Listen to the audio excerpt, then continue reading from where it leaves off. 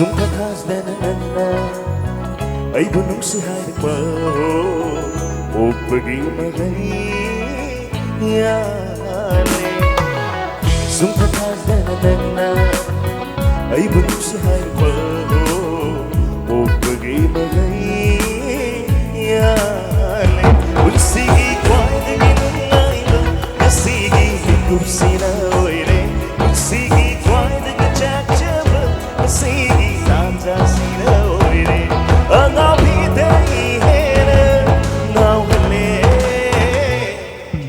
Sungkakasdanana ay bunong si Harpa o pag-imagayani.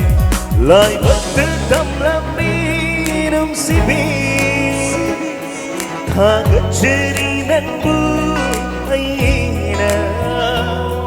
Lai pagdadamlamin ang sibig hanggang jerinan buhay na. Samlang negeri hairi bidang negeri tali datang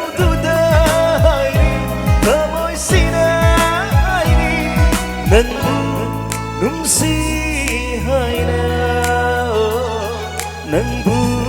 nung sihay na.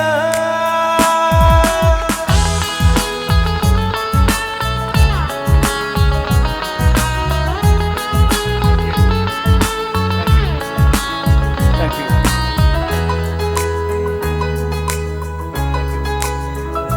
Oh, lantanere koirahale nangkina taubada kauram gani poka koyum masu lantanere koirahale nangkina taubada kauram gani poka koyum masu hende hende mahusar hende heli heli bumna matay na bum heli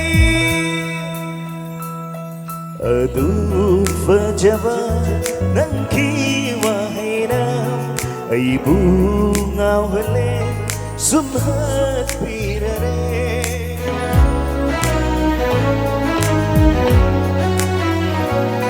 Adu fajaba nang kiwahinam ay bungaw hali sumhat pirare. Ay kita le pirama ubirama pantung yona kathok na bani ipun sisay nang gidama penanama chokara noy maposi magidi nang kinatukuin jabada.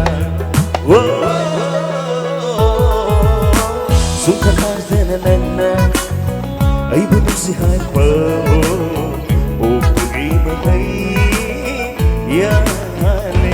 Unsigi kway na ginunaylo nasigi hinggup sinawayre.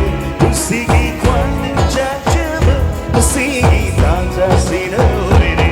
Ang apitay hena nawale lai pagdadamlamin ang sibig hanggang jerinan buhay na.